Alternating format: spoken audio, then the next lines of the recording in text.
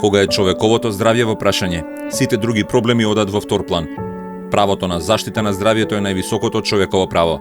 Неговото исполнување треба да биде најважната задача во еден систем.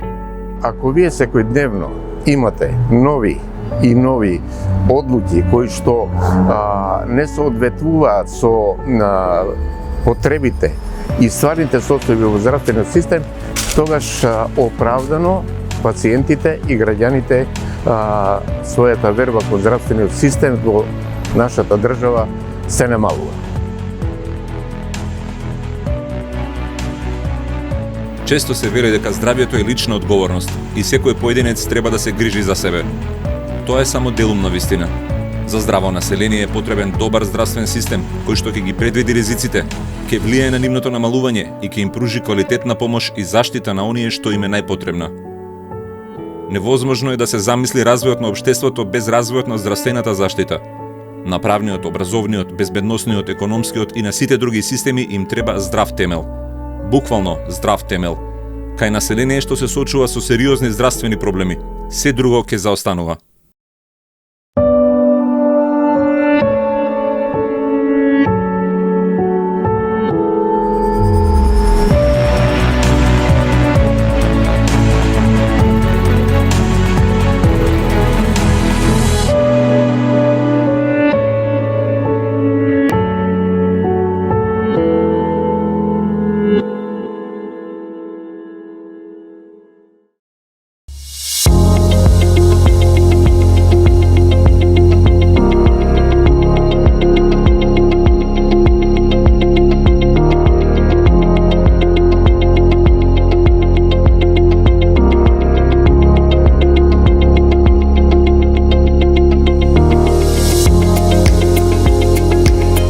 Хроничните болести се незаразна епидемија што се потешко го погодува човештвото. Секој трети човек на планетата живее со повеќе од една хронична болест. Само по себе тоа не мора да значи ништо, бидејќи со многу состојби се живее нормално, ако навреме се откријат и се спречи, односно забави нивниот развој. Затоа расте важноста на превентивната здравствена заштита. Тоа е еден од најзначајните сегменти на здравствените системи и на здравствената заштита воопшто. Заради тоа што сите светски пресметки покажуваат дека е многу поекономично пред се да се превенираат болестите отколку да се лекуваат. Дали кај нас добра превентивата? Веројатно не.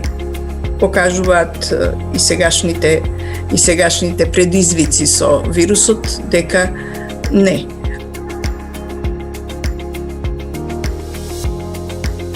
Поради различните методи и технологии на откривање, начини на водење статистика и друго, податоците колку хронично болни има во една држава не може да се искористат за да се направат споредби кое население е поздраво.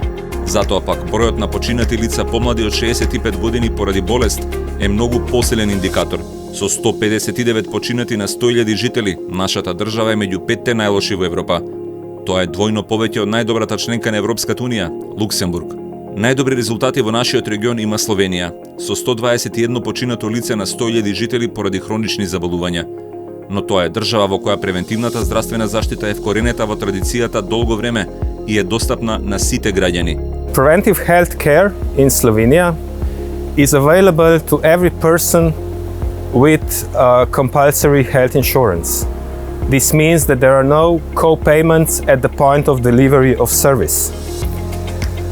Preventive services are available in primary pediatrics to children and youngsters, in primary gynecology to women, in family medicine to adults, in dental care for children and youngsters, and of course in health promotion centers to people who are entering activities for changing their lifestyle.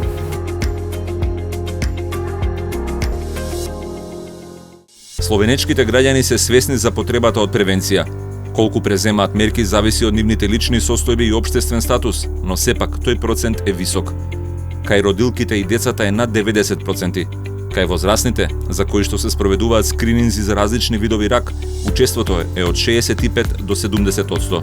And these limits are those limits which assure efficacy and efficiency of these programs, because certain enough proportion or a large proportion of population is involved, so there is a payoff for these programs.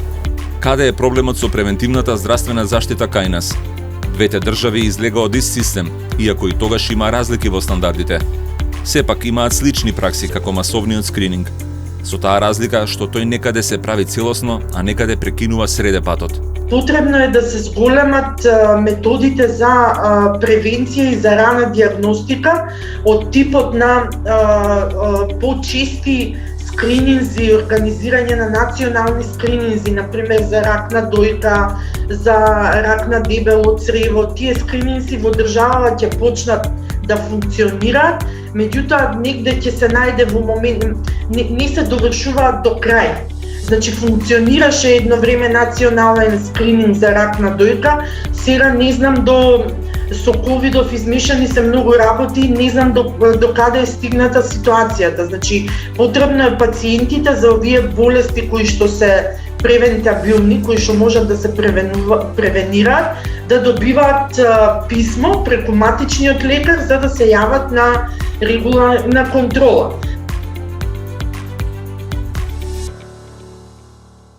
Не е доволно само да се создаде можноста за проверка и таа да трае додека трае одредена кампања. Потребно е да биде достапна постојано и граѓаните да се убедуваат да ја искористат. Словенечките искуства не учат дека проактивниот здравствен систем, оној што самиот ги повикува луѓето да се прегледуваат, е многу поефикасен од реактивниот, оној што само чека пациентите да му дојдат кога им е најтешко. Кај нас има дел од тоа, кај матичните лекари единствено, колку јас знам, и стоматолози се поставуваат тие цели кои се надвор од капитацијата, законски се одредени, значи има законска алактка со кој што тие мора одреден број на програмски активности, односно превентивни активности да спроведат. Но промоцијата останува пак повеќе би рекла кога ќе се кај нас кампањски се одвија кога е тие светски недели на оваа болест, на онаа болест, нели, па тогаш малку кампањски се направи некоја промоција за можна превенција и рано откривање на особено на незаразните заболувања кои што носат голем живот и го нарушуваат квалитетот на животот. We also have organized three screenings. These are three organized screenings, which means that people are called into screenings, so they don't need to decide themselves whether they want to be screened or not, but they get the letter and they are invited to screenings for breast cancer, for cervical cancer with their gynecologist, is for women, and then also for the colorectal cancer.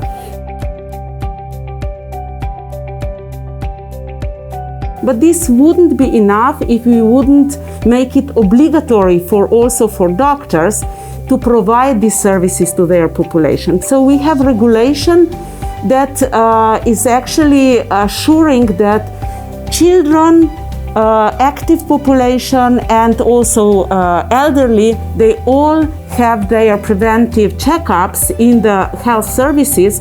Има два столба на кои се потпира превентивната здравствена заштита. Првиот е, кога ќе почне не треба да се прекинува и секогаш треба да се наоѓаат начини и ресурси за да продолжи. Вториот е, постојано да се поттикнува учеството и да се наоѓаат нови начини со модификување на програмите за тие да бидат искористени од што повеќе граѓани. The first point is stable financing. So the key partners, which are Ministry of Health and Health Insurance Institute, they are for decades now dedicated to finance preventive programs. As I said, these programs are available to everyone with compulsory health insurance in the country. So no matter of social status, no matter of employment. Then the next thing is, of course, continuous development and central management of these programs. And this is the role of National Institute, which is for the most of preventive programs in Slovenia, institution which provides central management of these programs. And this means development, training, implementation, support to providers, surveillance and evaluation.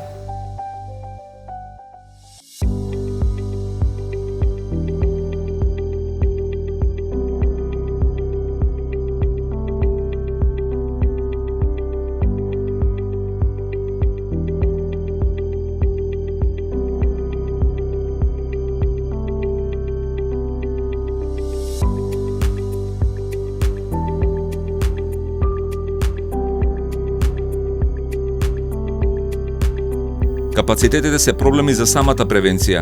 Ако ја споредиме македонската и словенечката пракса, нема да најдеме разлики во основата.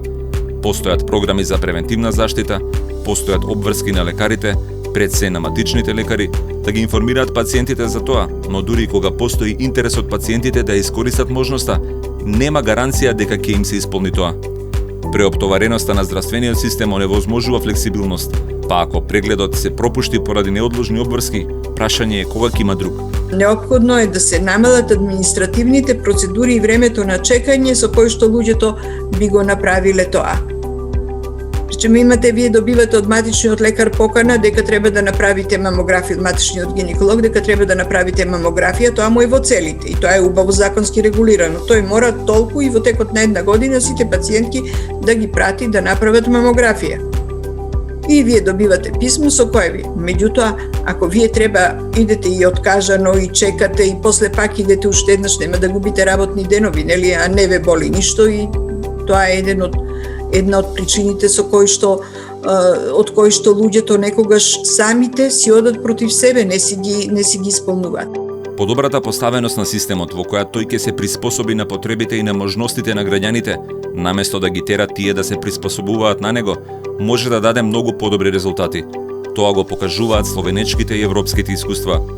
Еден од стратешките приоритети на нашата држава е изградбата на достапен, квалитетен и долгорочно финансиски одржлив систем на здравствена заштита, кој ќе обезбеди нормални услови за работа на медицинскиот кадар, поголеми шанси за нивна специјализација, повисоки плати и најважното, ставање на граѓаните во центарот на здравствениот систем и зајакнато чувство и одговорност на поединецот за сопственото здравје и здравјето на другите. Последното е далеко од исполнето. Не може да се исполни ниту ако прегледите станат задолжителни. When you say obligatory, of course, the citizens, if they don't want to attend, they don't attend. They are not fined if they don't attend. But in most cases, almost in 99% of cases, people use this opportunity. Задолжителни прегледи во државата има. Тоа се систематските што се одржуваат периодично. Статистиките покажуваат дека од 800.000 вработени годишно со систематските прегледи се опфаќаат по околу 140.000 или 18%. Но не е проблем само бројката, туку и квалитетот. Кога главната цел е да се утврди моменталната работна способност, наместо да се откријат некои почетни симптоми на кои што може да се реагира, прегледите се само испуштена можност за подобра превенција. Потребен е еден континуитет и во законодавството и во образованието, во целиот едукативен процес, за да може да се обезбедат може да се обезбеди добра превентива. Никако не е тоа задача само на здравствените работници. Тие се главните носители на тие активности, меѓутоа пред се тоа е прашање на регулативата, на образованието, воспитно-едукативната дејност и се разбира на здравствената дејност веројатно најповеќе. Ова е нешто што во Словенија го имаат сватено одамна. Виделе дека одреден дел од населението не ги користи превентивните мерки и решиле да преземат посебни мерки за него. И решиле да не го прават тоа самостојно. Of course, there is not a large proportion, but important proportion of population, though the vulnerable part of the population, which don't have knowledge or had literacy, as we say now, resources to get the information, to digest the information, and then to use this opportunity to enter preventive programs. Ранливите групи поради различни причини, најчесто социјални, биле со послаба грижа за заштитата на здравјето. Затоа со европски проект во последните години во Словенија се развил модел во кој преку 25 здравствени центри им се врши дополнителна здравствена заштита. Во него се вклучени лекари, медицински сестри, но и представници на локалните заедници, социјални центри, невладини организации. Сите тие заедно ги бараат најдобрите решенија како може да им се пристапи на ранливите категории и да се обезбеди нивното учество во подобрувањето на општото здравје на населението. For this, sometimes we in health sector are not equipped with all the knowledge of this population, so we have to use the knowledge also of NGOs and social centers. I didn't mention social centers, to approach these people and to make them understand that this is there for them, it's free of charge and they should attend. Сите овие напори се потребни за да се постигне една цел: подобра здравствена заштита на населението. Секако на крајот одговорноста е на поединецот, но само откако државата направила се што е во нејзина моќ за да му овозможи превентивна здравствена заштита и да го потекне да искористи таа можност. Спротивната пракса носи многу тешки последици. Тие се согледуваат во статистиките за предвремена смрт од хронични заболувања. Затоа што сега пациенти веќе се јавуваат во касна фаза, кога опциите за третман се многу мали. Бидејќи опциите за третман се мали, ќе се зголеми морталитетот од малигните заболувања. И тоа би требало да го знаат здравствените власти, значи ковидов како COVID-19 ќе помине, нема вечно да трае пандемијата, меѓутоа ќе се соочуваме со пандемија од рак во иднина. Има случаи кога не се може ништо против природата, но многу често високата стапка на смртност не е резултат на судбината, туку на пропуштената шанса навреме да се реагира. Имаме ние многу голем морбидитет и морталитет од незаразните хронични заболувања, чие што рано откривање со денешните технологии може значително да ги намали компликациите од болеста, да го продолжи животниот век на луѓето и истовремено да им обезбеди подобар квалитет на животот.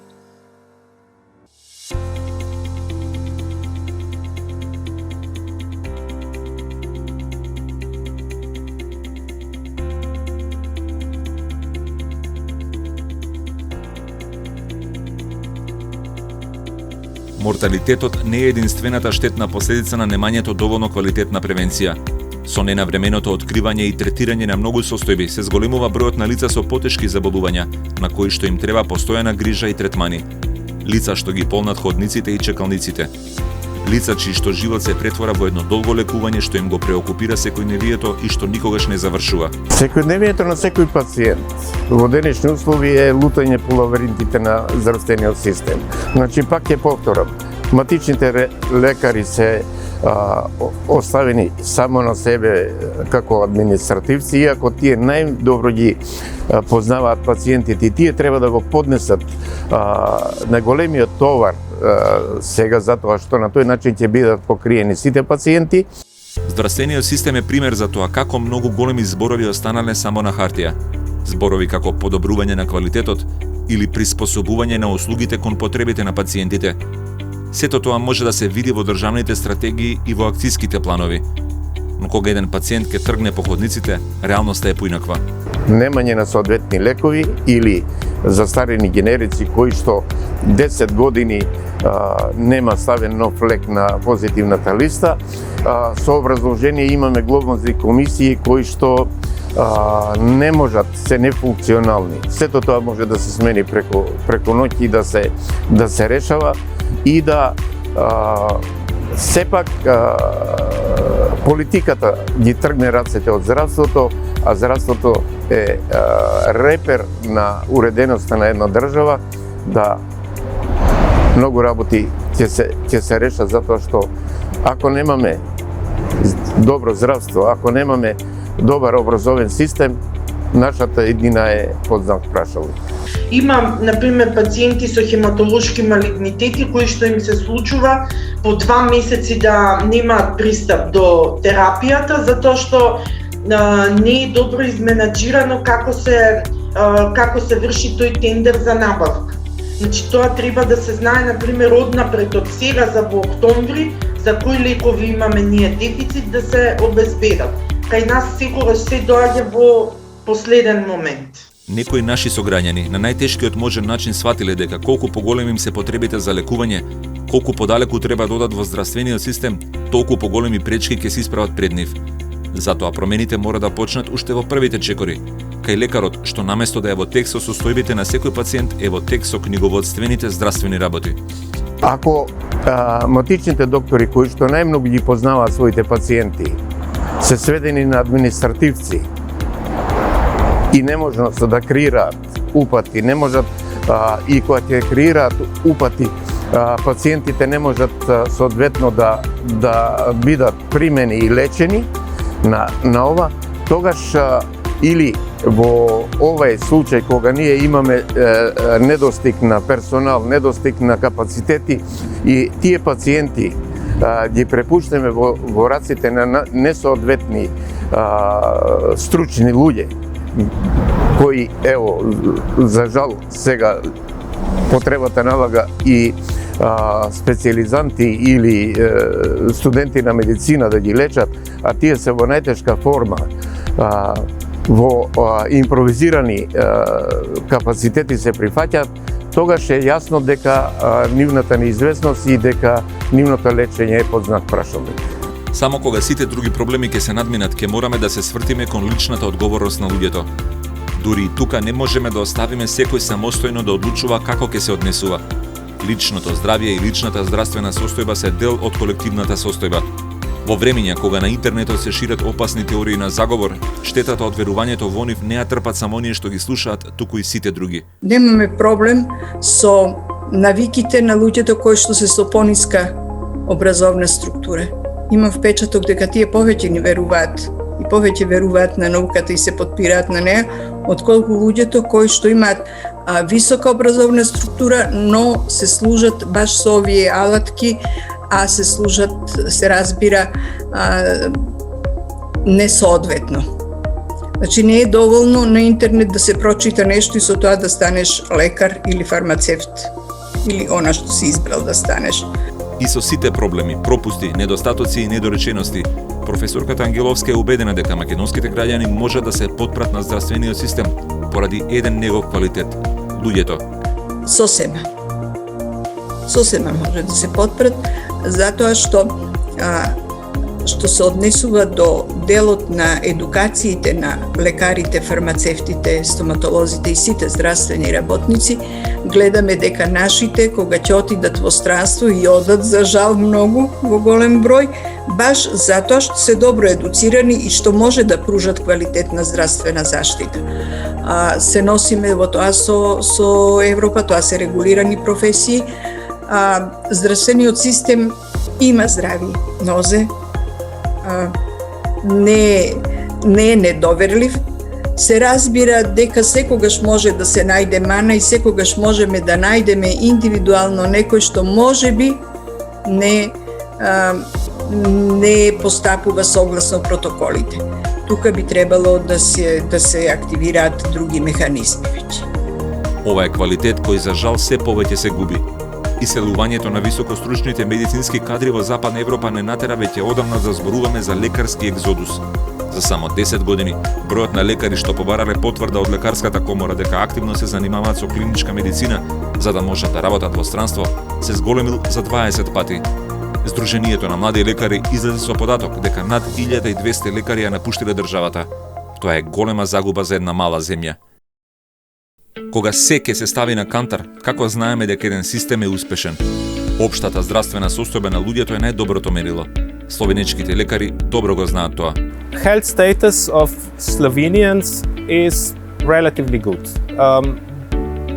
Major indicators show that Slovenians are at the average or slightly above the average of European Union countries, and also compared with OECD countries.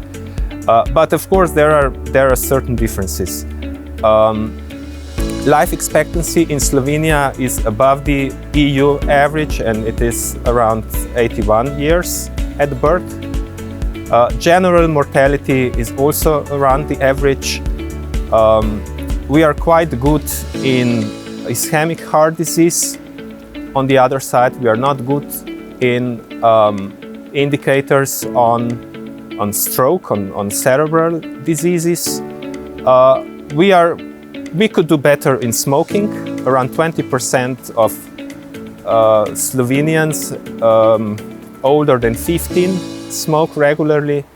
Ниската свест може да биде проблем, но поголем проблем е ако таа се користи само како изговор за префрлување на вината врз граѓаните. И за свеста има решенија, кои што се применуваат дури онаму каде што состојбата е многу подобра, за да се подобри уште повеќе. Тоа се нарекува концепт на здравствена писменост, а одговорноста да ја развијат таа писменост е на институциите и на луѓето што ги раководат. Now we are also going to start the program to make people aware how they can best use their services in local community. We call this health literacy, which means I, as a patient, know exactly what is there for me and how to best use it. Секогаш ќе има луѓе или делови од населението на кои што ќе им биде потребна поголема поддршка од другите. Делумно поради здравствената состојба, делумно поради социјалните услови. За тие да добијат квалитетна поддршка, потребно е да се подобри општата состојба на населението, а таа нема да се унапреди самата од себе. Дали личиме на Европската Унија е прашање што по својата важност го наминува прашањето дали и кога ќе станеме членка на Европската Унија. Тоа е прашање на можности и стандарди што овозможуваат подобар живот, на ангажманот на државните институции и на општеството во градењето подобро утре. Европа не треба да ја гледаме како символ на совршенство, туку како символ на желбата за усовршување, на желбата секој да ги ужива своите фундаментални права.